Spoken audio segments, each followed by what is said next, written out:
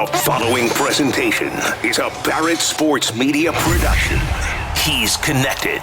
Jason Barrett says, I'd like to see you here. The answer is when, where, what do you need? Respected. He's got a long and distinguished career in the sports radio business. Truly one of the titans of our industry. And unequivocally invested. This is the place to be if you're in the sports business. He is Jason Barrett, and this is the Jason Barrett Podcast. Now bringing you in-depth conversations with the best and brightest in sports media and shedding light on the industry's biggest opportunities and challenges. Here's the president of Barrett Media, Jason Barrett.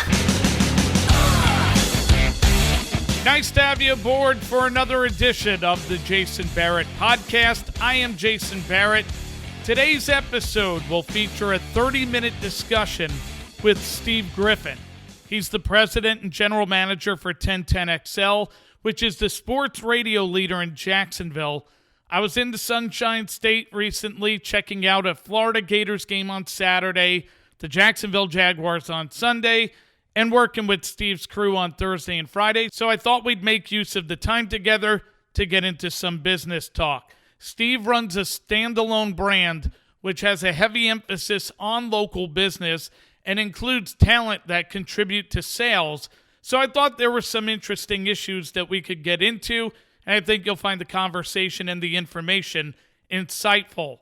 A quick note before we jump ahead, I'll be in New York City for the NAB on October 19th and 20th. If you're making the trip and looking to connect to discuss business, email me at jbarrett@sportsradiopd.com. Otherwise, maybe we'll just bump into each other in the hallway at some point. Now that we've got that out of the way, let's dive into this week's What I've Seen or Heard.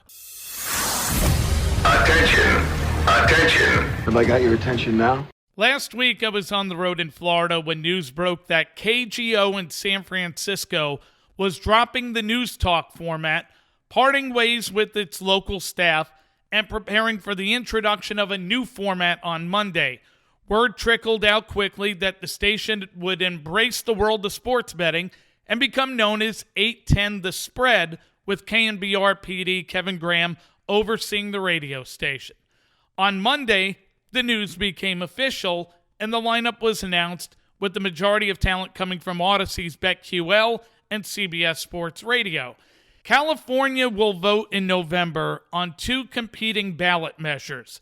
They're known as Proposition 26 and Proposition 27. Prop 26 would make retail sports betting legal. Prop 27 would legalize online sports betting. If either goes through, the state could generate anywhere from $100 to $200 million annually in tax revenues, which explains why many support it. But depending on which one wins, we could see sports books operating in the state of California in 2023.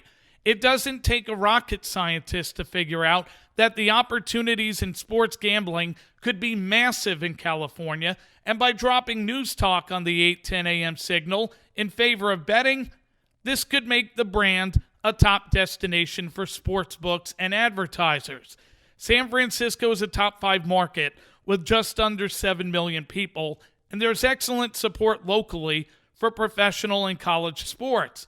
This is also a city where some of the world's top companies operate, such as Apple, Google, Facebook, Twitter, etc. So owning a leadership position in this space, very important.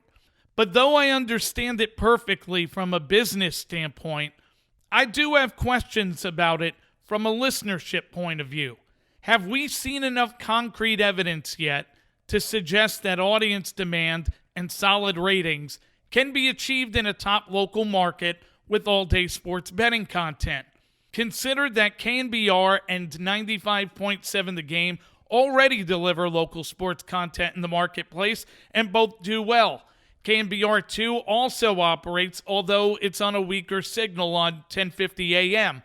At some point, what becomes too much? And are we okay with smaller cumes and ratings if those audiences are more likely to put their credit cards on file with the sports book we're doing business with? The AM band itself has been losing steam for over a decade, but if it became known as the destination for sports gambling and an older audience, one, by the way, with money, turned regularly to it, isn't that a smart way of making it valuable again? I do wonder how this space will affect measuring impact going forward. The TSL and Cume world that I come from is going to have to experience change, in my opinion, because dedicated audiences who are more likely to remember and use a product should matter more than a large number of samplers. Gambling is built for the P1, not really the P2, but as it becomes normal and part of daily conversation, maybe that will change. When a station goes down this road, it's easy to analyze where things might go in the future, and the betting space is one I've been following and working in for the past 5 years. So I'm intrigued to see how 810 The Spread does in the Bay Area, especially if the state votes for legalized sports betting. But though there's a bright spot for the sports format in this, it's also important not to forget that people who dedicated their lives, careers, and countless hours to KGO are now without work and a brand that was a big part of people's lives. KGO wasn't some small station that failed to connect. This was a number one rated brand from 1978 to either 2009 or 2010. When PPM began measuring the market, the station suffered, and in 2011, the same year that I helped launch 95.7 The Game in San Francisco, KGO blew up its previously successful talk model in favor of an all-news approach. That turned out to be a mistake. The PR the station dealt with wasn't very good, the ratings and ad dollars declined, and by 2016, the station reversed its decision and returned to an all-talk format. Here we are 6 years later. The results still aren't satisfactory enough for Cumulus Media to stick with the news talk format over an opportunity to grow its business in the sports betting space. With this move taking place, I think you know what it means moving forward. Others are going to follow suit. BetQL is already on in other cities. VSiN has distribution in some great markets. SportsGrid had a couple of spots as well. And radio typically reacts in predictable fashion. And as more states go legal and the dollars increase, the rush to profitability is going to intensify. I know it's sad to see people lose work, and it's hard to watch a brand with rich history vanish from a city's airwaves. But companies don't own and operate these stations just to please the public. They do it to make a profit. And the safe bet right now is on Cumulus making more money in the betting space, especially if Californians give the green light to legalizing sports gambling. Well done, sir. If you have any thoughts on 810 The Spread, KGO, or the future of sports betting audio brands, I welcome your feedback. My email is jbarrett@sportsradiopd.com. I'm also accessible on Facebook, LinkedIn, Twitter, and Instagram. But now let's get to this week's conversation. My guest is Steve Griffin, the president and general manager for Seven Bridges Broadcasting, which owns and operates 1010XL, Jacksonville's sports radio leader. I thought it'd be different and interesting to hear how Steve has built a sustainable brand in North Florida, where he's featured and developed female talent, operated a brand where talent host shows and sell advertising, grown a strong digital and local sales operation, plus thrived financially without being dependent on Nielsen. So if you enjoy good, solid radio business discussion, sit back, relax, and turn up the volume. Yo, listen! In April was 15 years, correct? Yes. So we're looking at 15 and a half years now the station's been in existence. Obviously, in that time, this is a standalone group, and yet you guys have been the leader in this market for that time. Like, there's no question when you come to Jacksonville, 1010XL is the sports voice people seek out. What do you attribute that long-term success and sustainability to? I think it started with a good plan and the fact that we brought to the station the people in the market that would make the difference and help us become the leader right off the bat. So, and then they've stayed.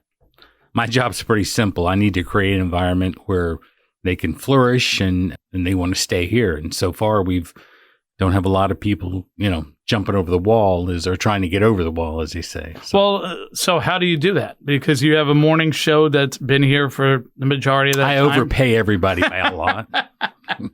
Well, that probably helps, right? But I mean, your consistency with the drill, Mike Dempsey, Rick Ballou at night, Frank Frangie, Primetime, like all these shows have been here. There hasn't been a lot of let's run out, chase the bigger market. Right. It's been about, hey, we could build some success here. Well, one, a lot of the guys have been here the majority of their lives, so they like it. And number two, it's a great place to be. It's a great market in a great state. We were affected, but barely affected by the pandemic. We opened up May 17th, 2020. Everybody was back in this building doing their job. You know, they seem to like each other. They get along with each other. It's rare, it happens, but it's rare we have big arguments or big disagreements that as guys with egos tend to do. So I think that has a lot to do with it. It's not corporate at all. Maybe probably should be a little more corporate at times, but we try to create the environment where we're going to be flexible with things. We're going to treat everybody fair, but fair to you is not necessarily fair to somebody else. So I guess that's the best way to explain it. Outside of the fact that, some people grow up here, they like to live here, they do well from a compensation standpoint. And obviously it is a great place. The weather here is pretty spectacular, which is a big draw, right?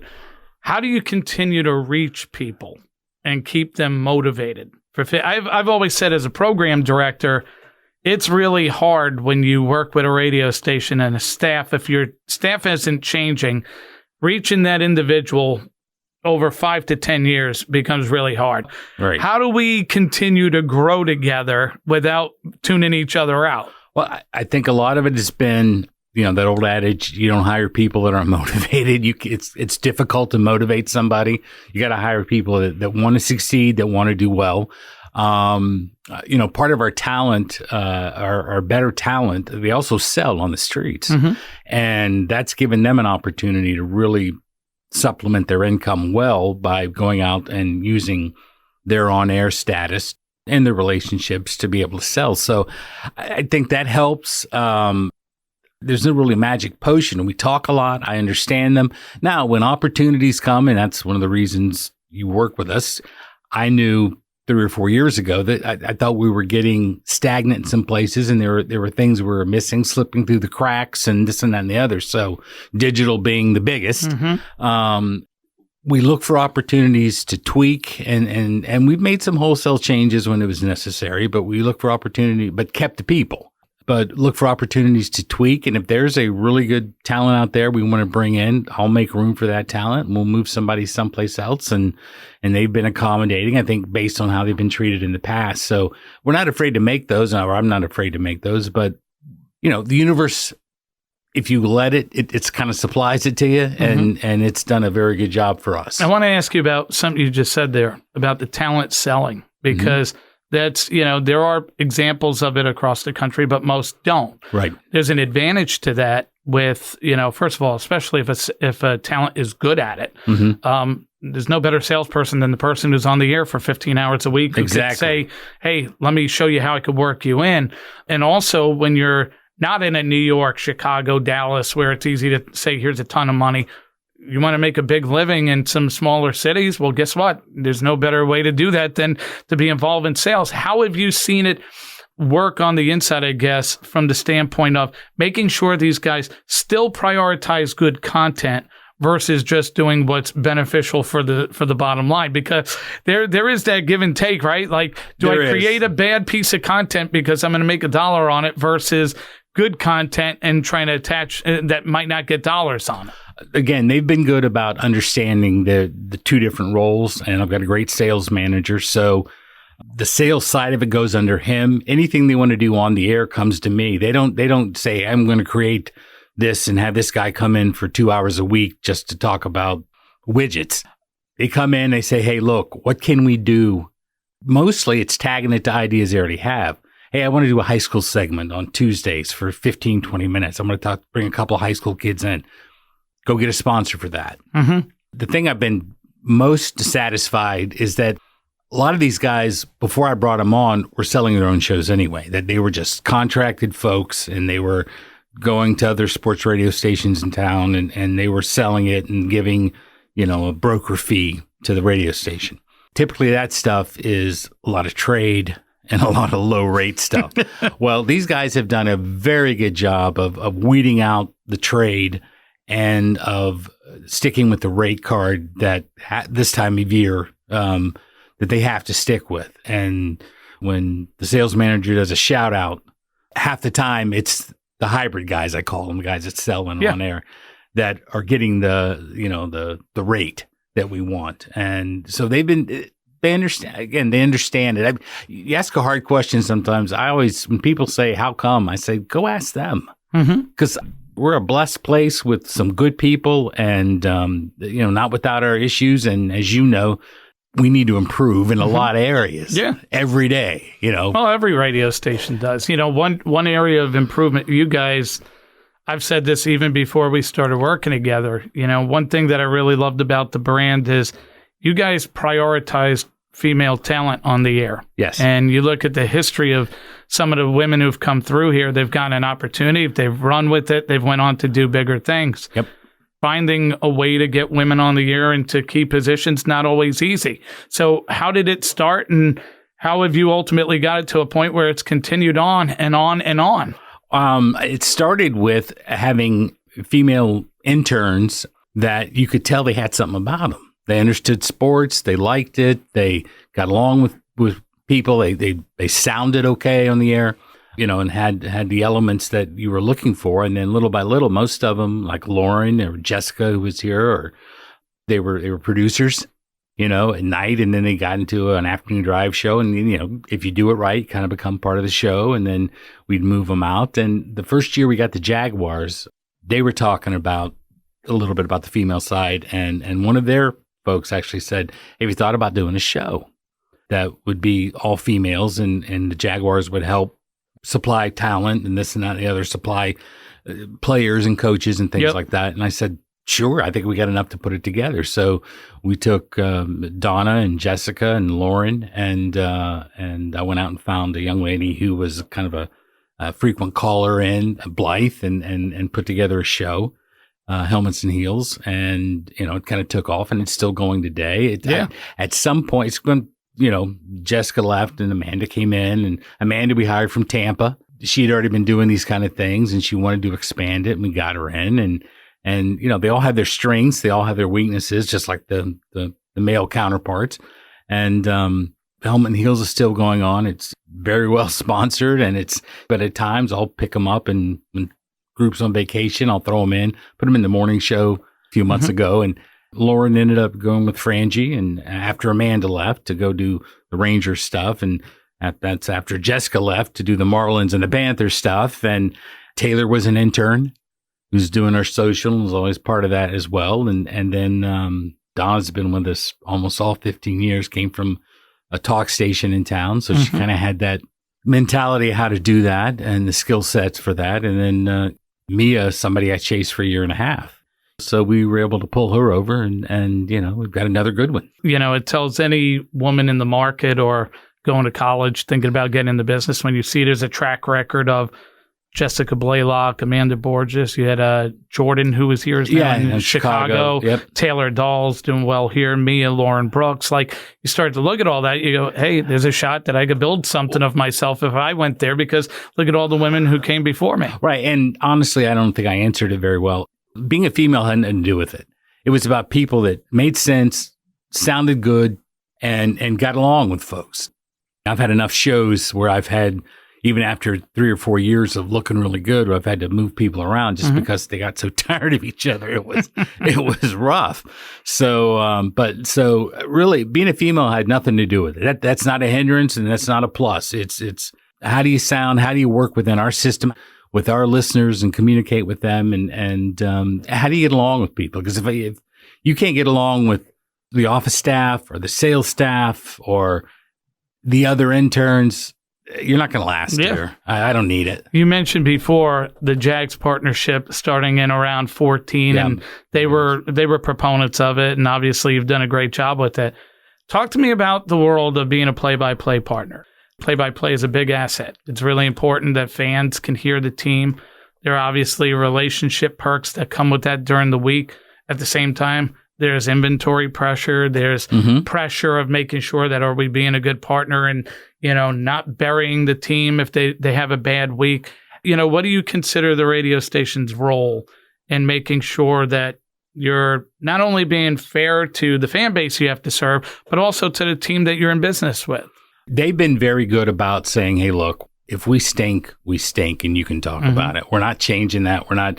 And I've never got a memorandum from anybody or a phone call going, hey, we didn't look good yesterday. Don't talk about it. Yeah, if they didn't send you a memorandum during the Urban Meyer year, you're okay. Forget that. Even going back before that, the Malarkey year, the on and on of the issues. So no, they've been very good about that. So, I treat them kind of like I treat everybody else, the other clients and the people in the building. It's kind of, do unto others as you want. I put them as a priority. I understand what they need. I want to help them succeed. And what can I do to help them succeed? When they call, I do my best to make them feel like they're the only client we have on the radio station. Let's talk about some of the digital growth. You mentioned how, that's one area that's obviously changed and gotten really stronger over the last, especially 15 years. But even so, in the last couple of years, you guys have really made a priority to get behind video content, behind podcasting, doing original stuff. Let me ask you, before we get into some of those specifics of now, what was it you saw 2-3 years ago that told you, I need to put a bigger focus on this? What I was reading, either the stuff from your site or other sites, what I was seeing from our streams that continuing to grow, off the apps.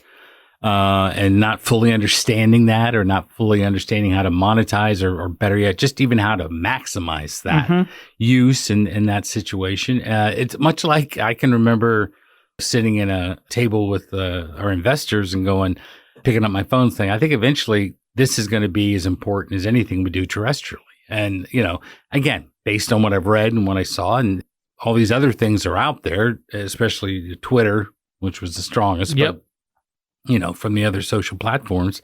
And it was, look, I know I need to maximize that. I don't know enough about it. So let me get folks in here that do. And so I hired a videographer and moved people in. I brought you in and then we brought Mia in to run it all.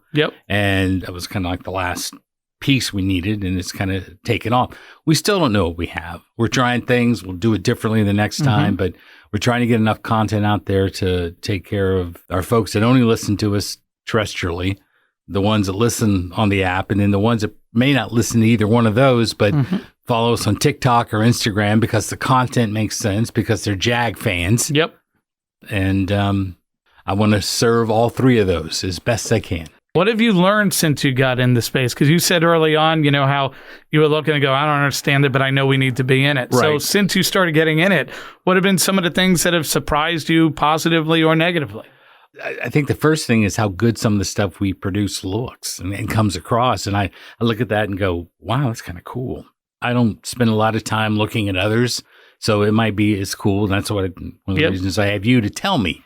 That's not cool. But I like the exuberance and the grinding that this team does on this stuff. I mean, that surprised me. Well, you guys did an 8-part series, The Book of Bo, around Tony Baselli going into the Hall of Fame, which was top notch. You did a Trevor cast last year. I think it was at 6 or 8 episodes leading up to the draft. It's really good original content that if you super serve the sports fan, eventually you start to build an audience. And then once you have an audience, you can monetize it. But convincing the advertiser to run there right away takes time. Just for those that are weeping for the future, these are Gen Z and Gen X, young Gen X folks doing this. And they're grinding and they're putting in the time, and they'll send me a text at 3 a.m. that says, hey, I just finished. I wanted you to see it. This Book of Bo series or something like that. I mean, they really do. And when you've got people like that, I mean, just kind of loose the reins a little bit and let them go. I'm smart enough to know to hire people that know stuff that I don't. Well, one thing that I really love about your digital team, they prioritize different content for different channels, which is why it's grown. I mean, how do you keep up with that? Because you got to look at a radio station, run the business, also know, are we growing on YouTube, Twitter, Instagram, TikTok? There's a lot of things to keep up with. they're good about month-end reports. They put them together for me that tells me the growth of all those things or the, the step backs, if that's the case, the decline. It's like I said, I've got good people. I have people who have been with me 15, I think Michelle's 25, 27 years. Mm-hmm. I mean, I brought her down from Wilkes-Barre, Scranton. Tom, my production guy, has been with me 20 years. I mean, so it's not like I'm having to micromanage all these departments. There are times I'll step in and say, okay, let's look at everything. Can we do it better? Can we do it right? What resources do you need? And then back out and let it go. And again, I got folks that are loyal and most importantly, that don't want to fail. They want to be the best. And they kind of get ticked off when they can't be. You mentioned how you'll get the monthly report. Mm-hmm. And one thing I love about your brand, and anyone who's listening to me talk about this knows, I'm not exactly the biggest proponent for Nielsen ratings in 2022. I just don't believe that they are really measuring our industry and the impact it has the way, and you guys don't go down that path. You're not a Nielsen station.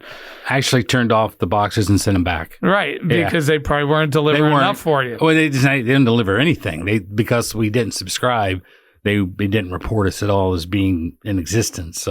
So then when you get the monthly report on the digital side, whether it be the growth of YouTube, Twitter, Instagram, your stream, your podcast, what are the things that, like, when you're looking to measure impact of your product, your brand, what are the things you're looking for outside of the revenue going up and, people liking, telling you that they like the station? What areas are you most interested in determining if you're on the right path or not? Well, it's always going to be growth year over year, month over month. I may not grow, September to October, because September is so big this year with so much going on. But how does, October look compared to last October? There are not a lot of industry standards that I'm aware of. I mean, that first year or so, we're going on zeros and things like that. So it was going to be big. Now it's like, and that's where I look to people like you to help digest it a little bit. I ask the questions and I say, and sometimes it's an algorithm change. I'm like, what? And I'm like, all right, we got to deal with that again. It's the kind of content we're putting out. It's how much we're putting out.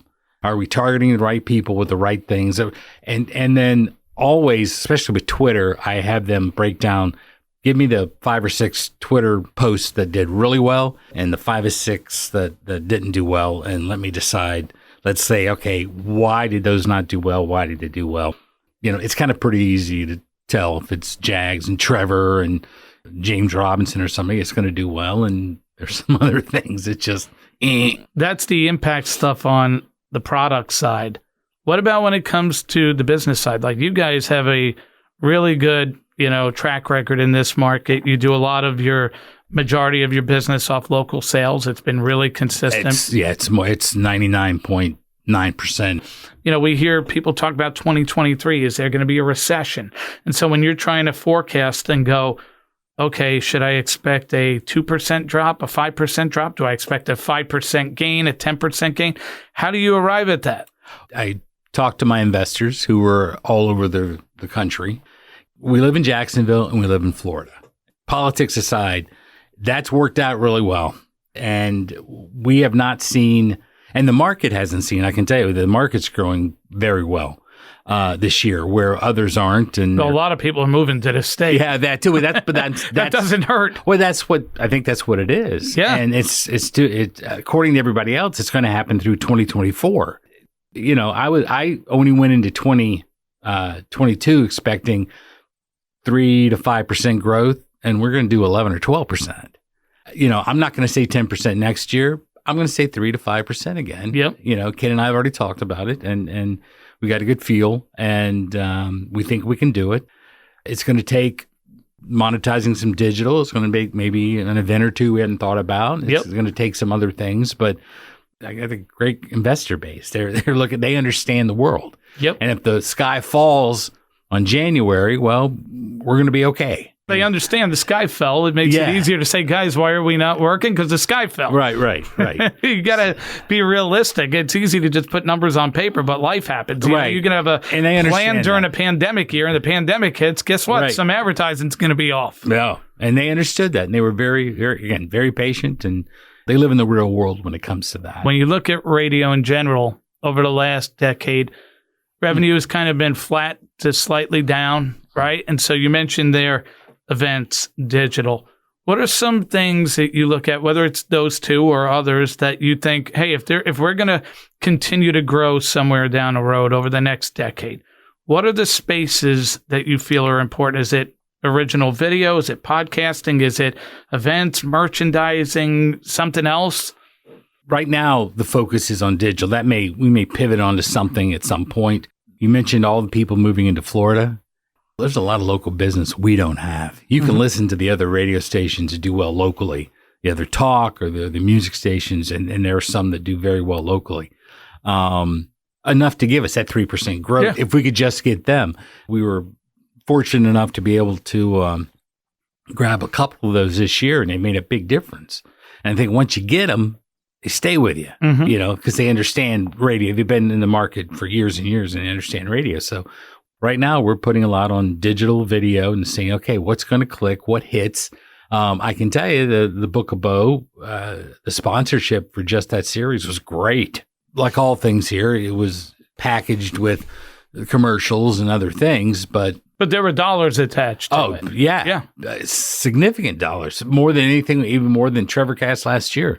So those kind of things will help us get chunk money to be able to go toward it. What's really interesting with that, you see all the success stories talked about of the growth of podcasting and video and all that. But most of those stories tend to come back to national buys or national brands.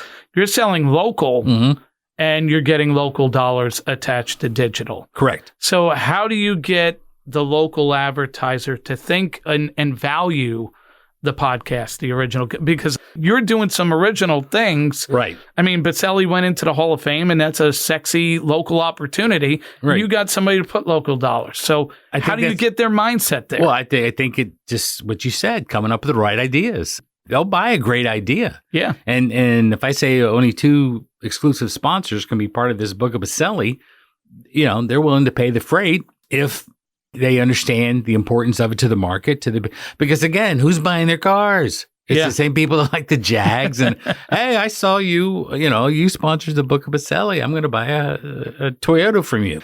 It's a small town, that has 1.2 million people in the market, which I know to where most places that is small, but for here, it's we have kind of a small town mentality. You mentioned cars.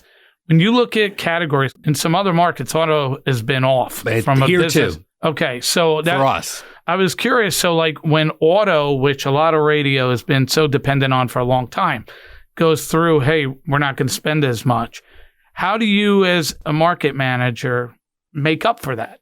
If auto spends 50% less than they did last year, and we're trying to grow to 3 to 5%, how am I going to make up for a category that was hot not being hot? How do you approach that with your sales crew? First, we do a very good job of not calling on places that we don't do well with. We don't waste our time there. That means all the time we do waste is on the categories that do well. So we just buckle up, look at those categories, and we go after them hard. Go after them with good ideas. We've got the Jaguars, we've got the Gators, we've got Jacksonville University. We do a ton with high school, which is established talent. Big part. Very popular here. The high school side of things too. So we can tailor something that's going to make them feel good about, hey, put my name on this. Again, it's not magic. It's just focus on, well, we know these categories work. They're on, and let's go out. There's others out there we don't have. Let's go get them. And when auto comes back, good for us. I'll touch on sports betting in a moment with you, because that's obviously been a category that continues to rise for this format. But what other categories in general do you see and say, hey, there's room for growth in the future in these spaces, and I feel good about, versus, making sure you're not putting your time into the autos if they're not going to continue to grow? I think for us, 2 areas that I hear other places, financial planning, because as you know, sports, the household income is pretty freaking good. And medical is another area. You hear that. We're not as old as News Talk, but we do exceptionally well with orthopedics. We do exceptionally well with things that guys my age, especially shoulder, knee, every night, every morning, I think I wake up and there's something. I say, where'd that come from? And I'm like, so we've got, so those are areas that we look at. But home improvement does really well with us. Attorneys do very well with us. I was going to ask you about attorneys. Yeah. I've been on a 5-week college football tour so far. Every city I've went in, there are billboards on every highway for the local attorneys. Right. I hear them on every radio station. I'm like, man, this is a category, 5 different cities, and they're dominant on every one. Right. They do very well with us. Entertainment does well. I mean, Ken just told me, I think this morning we had got a big AEW. Now they're based they're based here. Yeah. But that's good. When the pandemic left, they took off to other markets and they came back. They've been very good to us, and their buys are generous. So things like that we do well. Used to be concerts wouldn't buy it. Now they tried a couple of places and it works. Now there's hardly a concert that comes into the market. You get a buy for that, and you can give away tickets, and that just kind of adds to the flavor of the station. So in my mind, there's medical dollars out there and financial planning dollars out there. Now, some of that may come via national, and like I told you, I'm not going to do 1% national. Let me ask you about that. I turn it away. Because I do have agencies who listen to some of this. What do you feel when it comes to the national ad business? What do you feel they miss about a brand like yours? It has an impact in a local market, delivers results. Obviously, you wouldn't have the local billing you do if you're not delivering for local. Correct. But yet, because a lot of them, they look at the ratings and they need the cost per point and all this. That's right. That's it. So what do they miss when they don't buy a station like this in a market like this that could deliver results? Well, not understanding that radio is a local companion. That's what it is. They always lose track of that. And it's not just us. There are other stations in this town that deserve a better look because they do a good job that way. And they don't have time. They're buying 60 markets and I got to have it by tomorrow. But, if you spend time, if you make a few calls, if you call some of the people and say, hey, tell me about this, tell me about that. Are they respected? How they looked at in the community? Do they help the community? Do they, are they an entertaining place to go? And then, and again, it's not the only. Which talent will move my product? That's right.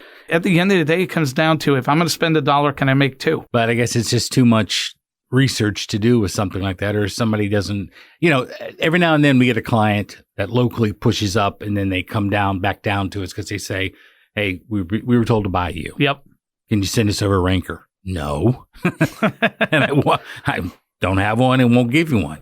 So, they have to do it. Some of it's on faith, but to me, that's what radio is anyway. It's local. And there's local business out there. You just got to get off your rear end and get out there and do it. And we got a good staff. It's the hybrid folks and the sales staff get out and do it. Well, and then they keep their relationships sound, right, which is why people continue to come back. I mentioned before sports betting in your state's interesting because obviously there's a lot of involvement. It hasn't been legalized yet. The Seminole tribe's involved in a lot of this. I see other states that haven't been legal and they'll get bought by the Bet Onlines, MyBookie, some offshore stuff. That's and then, us. Eventually if they go legal, then a surplus of cash comes in from some of the betting companies because now it's legal and they're on the rush to get the customer. How do you look at the sports betting space and the window of opportunity when you're projecting 23-24? Well, go back to a question you asked earlier about, how do you look at that 3 to 5% growth? Well, the sports betting comes in, then that's you'll be back at your 11 to 13. That's right. That's the next 2 years. Don't have to worry about it. I'm not sure what they're going to do here. I can tell you, and this is another indicator that tells me the station is growing because the folks you mentioned, that US Bet Online are good customers for us. May have 1 or 2 other ones that come in, but every year they've grown.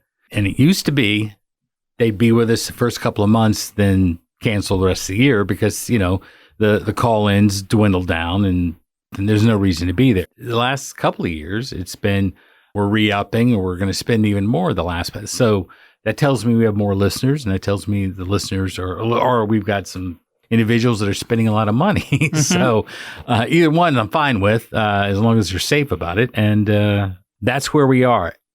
Every now and then we get some Seminole money, and that's the deal that the Seminoles have it. Whether they decide to share it with 2 or 3 others, and which would open it up for us too. There's a law about casinos having to be on Seminole land, and that'll work itself out. And when it does, we're going to be ready, and we'll take advantage of that too. Let me ask you one last thing, and we'll wrap up on this. So, like, when you look at sports radio's present and more so its future, what are you still excited about? Where do you see the business have an opportunity to grow over the next 5-10 years? I spend driving in, driving home, and then I'll spend because I'm an old guy. I spend an hour and a half about every lunch. I'll grab something to eat, and I'll eat it in the car. That doesn't always work out well, but I'll drive around and I'll listen to us. And there are times when driving home or morning or anytime, I'll hear something, I'll go, geez, that was really good, because I'm a P2. I'm not a P1. I want to be entertained first, informed, and be able to take that bullet to stick in my pocket and use it when, I can impress somebody. What gets me excited is there are times we'll do something and I'll go, holy cow, was that good? Entertaining, sounded good, great questions, good answers. My pocket's full of bullets. Yep. Every day looking for that one thing that I can say we did that does that for me. As a P2 listener, as a guy that wants to be entertained first and enjoy it. And the texts and emails I get from people I don't know and people I do know is when they say, thanks for the morning show, or thanks for the afternoon show, or thanks for any Jags today because I learned something today, or I laughed the whole time. One laugh is worth it. So that's what gets me up. Can we keep doing this at a high level when I know I've got main talent getting older and going to retire at some point? I imagine all of them will have to shoehorn out of here. They're probably not going to want to retire on their own. But can we find the people to take their place, to keep it going for this city? It deserves it. Yeah. For the Jaguars, they deserve it. For the Gators, they deserve it. For the high schools, they deserve it. When I can hear something and just go, I work there. That's what does it for me. Thank you for listening to the Jason Barrett Podcast. Please take a moment to subscribe to this show on iTunes, Spotify, iHeart, Amazon, YouTube, or wherever you consume podcasts. And to stay in touch with Jason, follow him on Twitter at SportsRadioPD or read his columns on BarrettSportsMedia.com.